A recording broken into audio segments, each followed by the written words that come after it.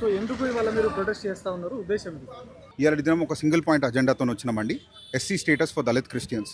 చారిత్రకంగా మేము ఎదుర్కొన్న ఏదైతే అంటరాని తనం ఉందో, అస్పృశ్యత ఉన్నదో, దానికి నష్టపరిహారము మాకు ఏది తోచక మేము ఎస్సీ స్టేటస్ అనేది అడుగుతా ఉన్నాము. ఎస్సీ స్టేటస్ అడుగుతూ ఉన్నారు, కానీ ఇక్కడ ఇంకొక వాదన వినిపిస్తూ ఉన్నది.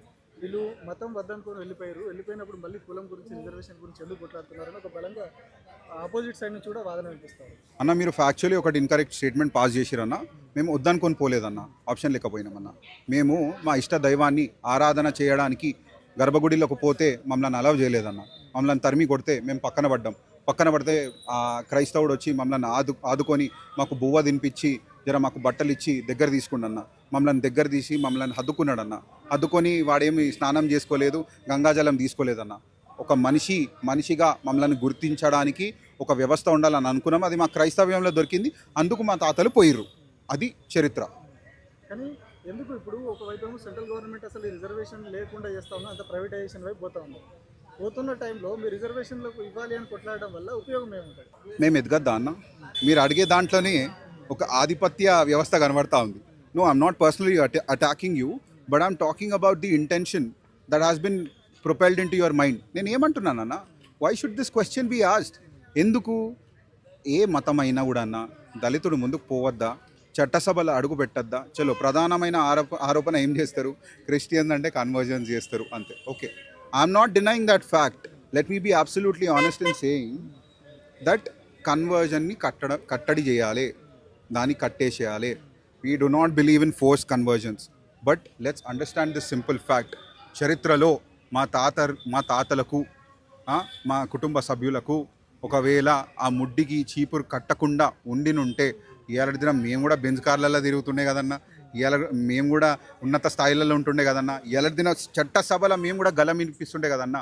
మేము చేయలేని కారణం ఏందన్నా, చరిత్రలో మాకు లోటు జరిగింది కాబట్టి ఆ లోటుకి నష్టపరిహారం అడుగుతున్నాము రాజ్యాంగబద్ధంగా. దాంట్లో తప్పేముంది అంటున్నాం. సో ఈ మీ పోరాటం దానికి కేంద్ర ప్రభుత్వం దిగొస్తుంది అనుకుంటారా? ఎందుకంటే కేంద్ర ప్రభుత్వం, మోడీ ప్రభుత్వం అంటేనే 1 పాయింట్ ఎజెండా హిందుత్వం మీద పోతా ఉంది. సో మీ పోరాటానికి కేంద్ర ప్రభుత్వం దిగొస్తుందని అనుకుంటున్నారు? ఫస్ట్ థింగ్, బీజేపీ అన్న, ఎందుకు కాంగ్రెస్ పార్టీ హిందూ పక్షం కాదన్న? లేకపోతే టీఆర్ఎస్ పార్టీనో, బీఆర్ఎస్ పార్టీనో? అందరి పక్షం. రాజ్యాంగబద్ధమైన సంస్థలు అన్నీ కూడా కదన్నా. ఒక పార్టీ ఒక మతానికి వతాస్ పలకడానికి లేదు. Yes, BJP has come forward to take cognizance of protecting Hindus. There is no problem. అది ఫస్ట్ పాయింట్. సెకండ్ పాయింట్, మీరు ఏమన్నారు? ఇది ఆర్డినెన్స్కి వ్యతిరేకంగా అని మీరు అంటారు. వ్యతిరేకం కాదన్న. We're asking for inclusion. We're not opposing it.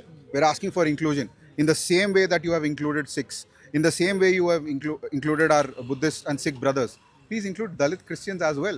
We are asking for equal rights. ఈ రెండు మతాలకు ఇచ్చి ఇంకో మతానికి ఇవ్వకపోవడము, isn't this an absolute violation and discrimination on the basis of religion అని కూడా ఈ సందర్భాన నేను మనవి చేస్తాను. 100% చదువుకున్నటోని కాబట్టి ఒక మాట అయితే చెప్తాను. డెమోగ్రఫిక్ డివిడెంట్ అని ఒక అంశం ఉంటుందన్న. Basically it is the compartmentalisation of what is the percentage of Hindus, what is the percentage of Muslims and all of these things. అంటే సమాజంలో కొన్ని కులాలకు సంబంధించిన పర్సంటేజ్ ఎంత శాతం ఉన్నారు, హిందువులు ఎంత శాతం ఉన్నారు అనే అంశం. పాయింట్ ఏంటిదంటే, ఒకవేళ ఇది ఇచ్చే తదనంతరము ఒకవేళ మాస్ కన్వర్జన్ జరిగి, ఫోర్స్ కన్వర్జన్ జరిగి భారతదేశ సామాజిక రూపము మారిపోతే it will lead to internal conflict అనే ఒక సందేహం సుప్రీంకోర్టు వ్యక్తపరిచారు. We absolutely stand by that. There is no doubt in that. Yes, భారతదేశం సెక్యూర్గా ఉండాలన్నా, internal security of this country has to be absolutely safe. We stand with the prime minister in every efforts that is doing for the protection of this nation. But we are asking for only one thing. మీరు conversion ఒక అంశం ఒక 2 నిమిషాలు పక్కన పెట్టండి. మేము ఎదుగుదల కోరుకుంటున్నాము. మేము ఎదుగుదల అంటే మేము కోట్ల రూపాయలు ఇవ్వమంటలేము, పథకాలు ఇవ్వమంటలేము. అది ఇవ్వాలి, మీరు రాజ్యాంగబద్ధమైన వ్యవస్థలో మీరు ఇవ్వాలి. బట్ మేము ఏం అడుగుతున్నాము అన్న, మేము రోడ్డు మీద పోతే మమ్మల్ని ముట్టడి చేయాలని గ్యారంటీ ఏందన్నా? మాకు SC/ST అట్రాసిటీ యాక్ట్ మాకు చెల్లితే మేము బాజాబ్తా ఒక స్ట్రెంగ్త్తో పోతాం కదన్నా.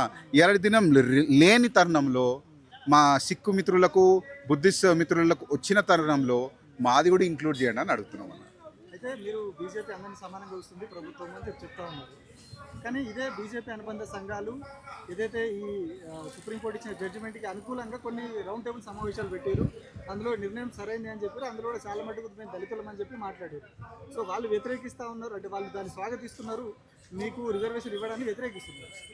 అన్న, ద బ్యూటీ ఆఫ్ ఇండియా, భారతదేశంలో డైవర్సిటీ ఏంటిదంటే వివిధ పర్స్పెక్టివ్స్ ఉంటాయి, వివిధ ఆలోచనలు ఉంటాయి, అన్నిటినీ స్వాగతించాలి. But how do we judge situation by the merit? దాంట్లో ఏమైనా నిజమైన తప్పులు జరుగుతున్నాయన్న నేను ఒకటి అడగదలుచుకున్నాను. చారిత్రకంగా క్రిస్టియన్ పక్కన పెట్టు, చలో దళిత క్రిస్టియన్లు చారిత్రకంగా అంటరానితనం గురైరా లేదా అడుగుతున్నా, చెప్పండి అన్న. గురైరు కదన్నా, ముడ్డికి చీపురు కట్టిరు కదన్నా, అవన్నీ వాస్తవం అయినప్పుడు దానికి నష్టపరిహారము ఎవరి దగ్గర నుండి మేము తీసుకోవాలన్నా అని అడుగుతా ఉన్నాను. ఎస్, వాళ్ళు వ్యక్తపరుస్తున్న భావజాలము మేము 100% స్వీకరిస్తున్నాం. If you are worried about the internal security of the country, we stand with you. We're against forced conversions. Conversion should not happen. నేనేమంటున్నా, forced conversion should not happen at all. We're for the internal security of India. కానీ అన్న, చారిత్రకంగా మేము ఇబ్బంది ఎదురైనామన్నా, మాకు జర ఆదుకోండి. మా Buddhist మిత్రులకు, మా సిక్ మిత్రులకు ఎట్లయితే ఇచ్చిరో మాకు కూడా అదే తరుణంలో ఇవ్వండి. అదే అడుగుతున్నాం మేము. అయితే ఇక్కడ మీరు ఎట్లా అడుగుతున్నారు, ఛత్తీస్గఢ్ లాంటి రాష్ట్రాల్లో క్రిస్టియన్స్గా ఉన్నవారిని మళ్ళీ తిరిగి హిందుత్వంలోకి మార్చే ప్రయత్నాలు చాలా జరుగుతున్నాయి. రీసెంట్గా నిన్న మొన్న కూడా కొన్ని ఇన్సిడెంట్స్ జరుగుతాయి. సో దీని మీద any form of force conversion regardless of religion, బలవంతమైన మత మార్పిడి, అది ఏ రిలీజన్ అయినా కానీ దాన్ని తీవ్రంగా ఖండించే బాధ్యత మన అందరి మీద ఉన్నది. క్రైస్తవుడు అనే కాదు, మజ్లిస్ అనే కాదు, మన హిందువులనే కాదు, ఎవరి మత స్వేచ్ఛ వారిదన్నా రాజ్యాంగం మనం కలిగించింది. రాజ్యాంగం కన్నా ఈ భారతదేశ హిందూ ధర్మం ప్రకారము స్వేచ్ఛ లేకుండానే బ్రిటిష్ వాడు వచ్చిండన్న, స్వేచ్ఛ లేకుండానే ముస్లిం వాడు వచ్చిండన్న. స్వేచ్ఛ ఉన్నది. Let's not force it. ఎవరికి తోచినంత వాడు చేసుకొని ఫోర్స్ ఎవరిని చేయకూడదు, అది తప్పు.